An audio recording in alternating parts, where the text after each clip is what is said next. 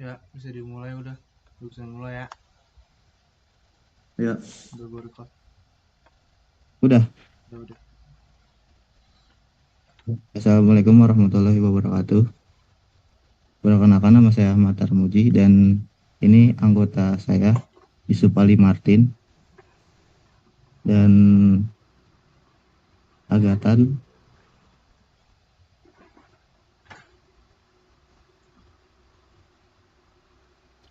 Di sini saya akan menjelaskan tentang eh, pengukuran sudut.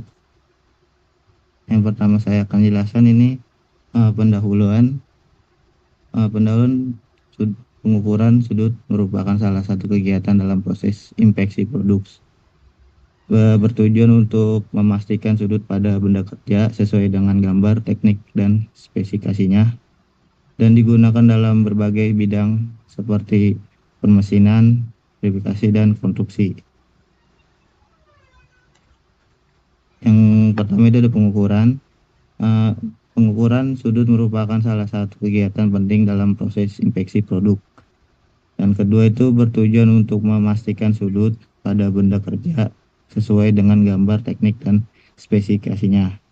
Dan ketiga itu digunakan dalam berbagai bidang seperti permesinan, verifikasi, dan konstruksi. Kedua itu pengertian sudut. Pengertian sudut itu adalah pertemuan garis bidang pada titik tekan diukur dalam suatu derajat, menit, dan detik. Contohnya itu lancip, siku, dan tumpul. Tujuan pengukuran sudut ini: satu, mengetahui tingkat kecepatan bentuk geometri produk. Dua, memastikan kesesuaian hasil produk dengan gambar kerja.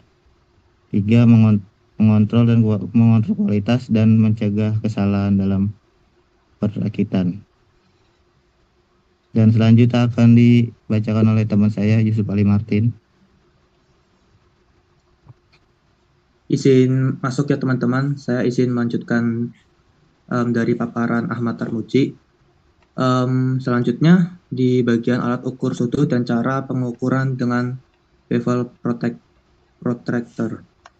Yang pertama untuk alat ukur yaitu ada busur derajat, gunanya untuk melakukan pengukuran kasar. Dan yang kedua yaitu bevel protractor untuk pengukuran presisi tinggi. Dan yang ketiga yaitu sine bar untuk mengukur sudut secara tidak langsung menggunakan prinsip trigonometri. Dan yang keempat yaitu autocollimator atau theodolite untuk melakukan pengukuran sudut presisi yang sangat tinggi. Untuk cara pengukurannya yaitu yang pertama, tempatkan benda kerja di atas meja datar. Dan yang kedua, atur bilah protractor agar sejajar dengan sisi benda. Dan yang ketiga, sesuaikan lengan ukur pada sisi lain benda. Dan yang keempat, baca nilai sudut pada skala utama dan skala nonius. Dan yang kelima, catat hasil dalam tabel pengukuran. Next, Kang.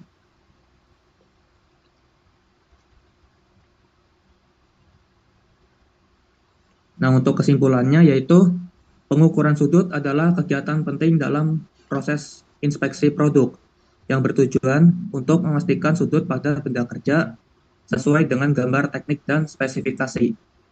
Pengukuran sudut ini sangat penting untuk menjamin presisi produk. Oleh karena itu, pemilihan alat ukur harus disesuaikan dengan tingkat ketelitian yang dibutuhkan, dan hasil pengukuran wajib dianalisis untuk menjaga kualitas produk industri.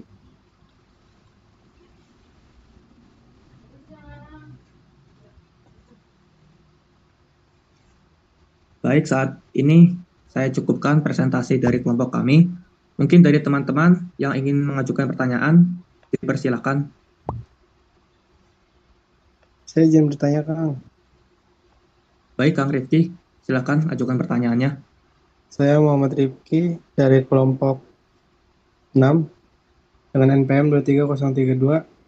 Saya bertanya bagaimana cara mengukur sudut dalam dan sudut luar dengan menggunakan alat pengukuran sudut universal. Baik, itu saja, Kang. Baik, terima kasih Kang Rifki.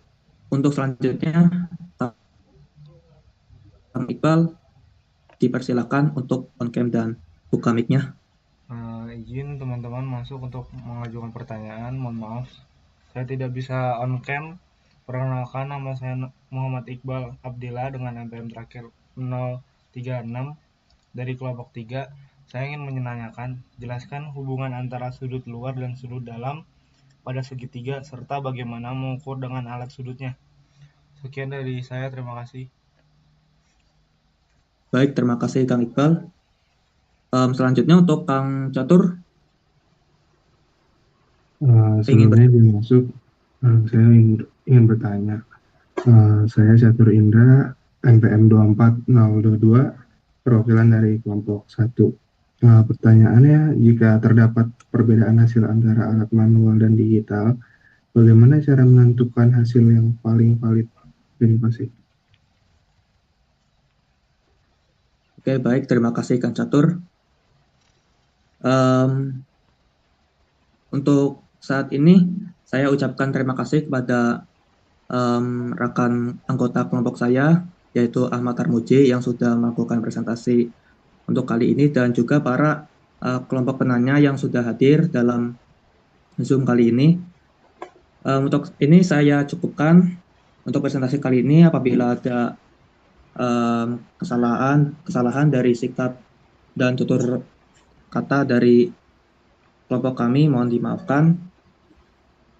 Dan saya mengucapkan terima kasih sebanyak-banyaknya pada kelompok penyaji dan juga para kelompok penanya, ya. Dan akhir kata dari kelompok 5, izinkan kami mengundurkan diri. Mohon maaf bila ada kesalahan. Wassalamualaikum warahmatullahi wabarakatuh. Waalaikumsalam warahmatullahi wabarakatuh.